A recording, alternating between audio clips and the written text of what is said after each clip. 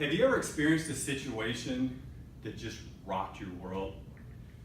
Maybe even shook what you believed to the core? Where is God when tragedy strikes? You know, I know we were all impacted by 9/11. I was personally, our nation was, and that had implications to everybody. But to me personally, there was another very impactful tragedy that happened to me actually 3 months to the day after this. On December 12, 2001, my wife and I stood at the top of UCSF in San Francisco, overlooking the Golden Gate Bridge, as we held our daughter as she left this life. You talk about an impactful moment. Where is God? Life seems so unfair. Why did it have to happen to a little girl that loved him and a family, one of my 6 children, that we've committed our lives to serving the Lord, and now she's gone?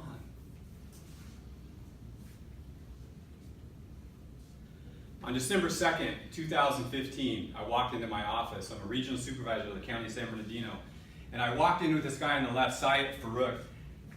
Been done the same thing for 5 years. Had no idea what was going on in his mind. And you all know what happened that day. The worst tragedy on U.S. soil since 9/11, the terrorist attack. I lost 14 co-workers, over 22 seriously injured. This guy at the bottom, Mike, we connected really well because you know what? He's married like I am, and he has 6 children like I do. Boom, gone, murdered. Where was God? I even had an opportunity to be interviewed out of Los Angeles by KCAL9, and here I am, my pastor's heart, just for 15 minutes give this presentation and trying to share some hope to a dying world, and there is hope, and there is God in spite of all this.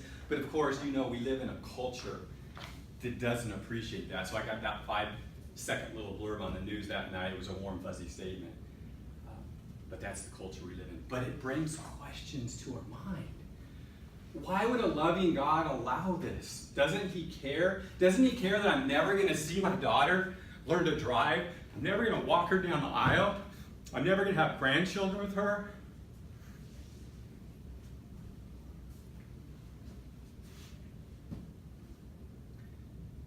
Well, in the short few minutes I have today, I do want to give you a message of hope. I don't have all the answers.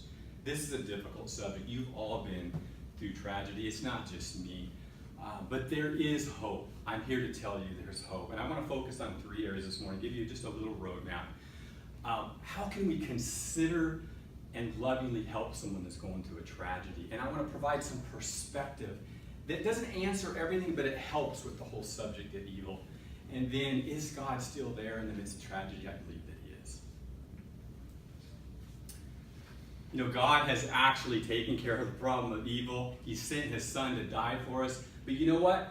We should expect trials. We shouldn't be surprised when they don't happen. You know, Jesus said in John, I told you all this so that you may have peace in me. Here on earth, you will have many sorrows. But take heart, I have overcome the world. That just is so liberating to me. You know, trials happen to everybody, like I said. Every one of us know people that have died. This is a sobering thought. Every minute on this planet, 105 people die. That should rock our world. That should give us some perspective.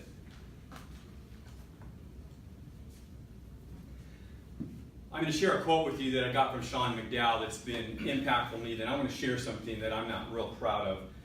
But it goes like that. If someone is hurting emotionally, sometimes the worst thing we can do is give them an intellectual answer. Can you relate to that? Mm-hmm. You know, we're impacted differently. Of course it impacted me, but it really impacted my wife. Here's my little girl that we just buried. Where is she going to go? Is there really a God? Is there really a heaven? Things really mean something. That's kind of what drove me even more back then to get into having answers to life's questions. But we took it different. And me being a guy trying to fix the problems, I was a jerk at times. There was times I was okay. I was grieving too. But you know what I'm telling my wife? Babe, you know that Scripture says to be absent from the body is to be present with the Lord. And the Apostle Paul said to depart and be with Christ is what? It's far better. Now, was that the truth? That's the truth. But what I should have done is put my arms around her and just hugged her and just cried to her. And sometimes truth, if we're not careful, can get in the way. People don't care how much you know until they know how much you care. What's the shortest verse in the Bible?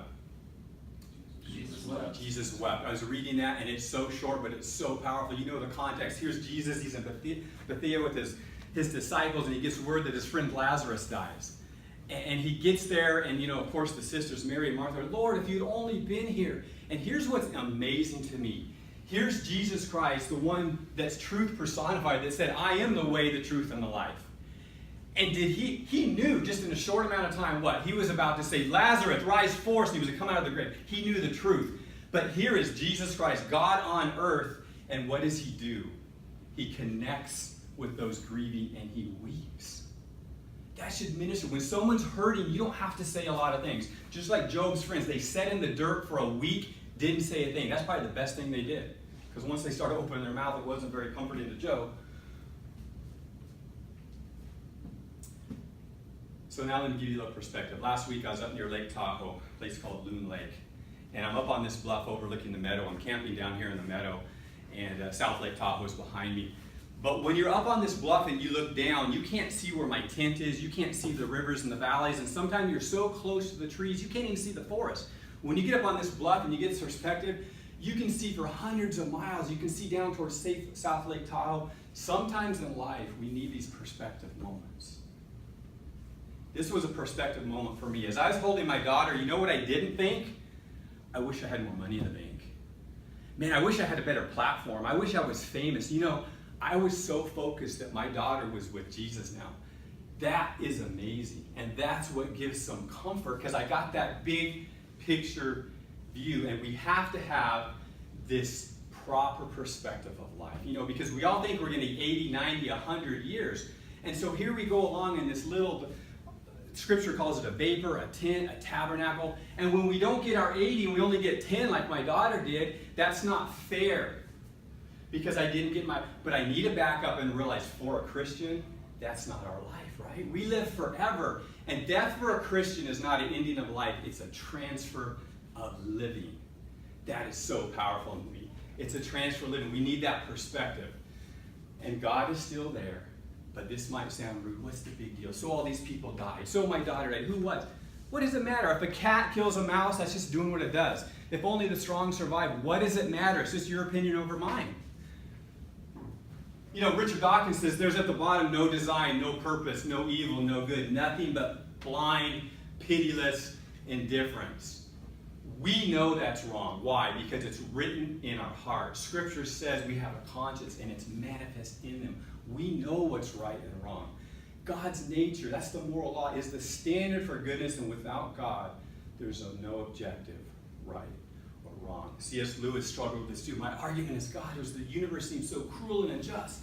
It is, right? But how do I know if the line is even crooked? There has to be this standard, and that's what he was struggling with. There has to be a standard, and there is a standard, and that standard is God. And because there's trials, the shadows just prove that there's sunshine, guys. And there is hope. God has taken the sting out of death. There's a time where there's no more death, sickness, and sorrow. But this is our moment. James says our life's a vapor. Ephesians says make the most of every opportunity. Since I've been talking, almost 1,000 people have died. I hope that encourages us to realize this vapor that we live isn't over in just a moment. So I encourage all of us is to maximize your vapor.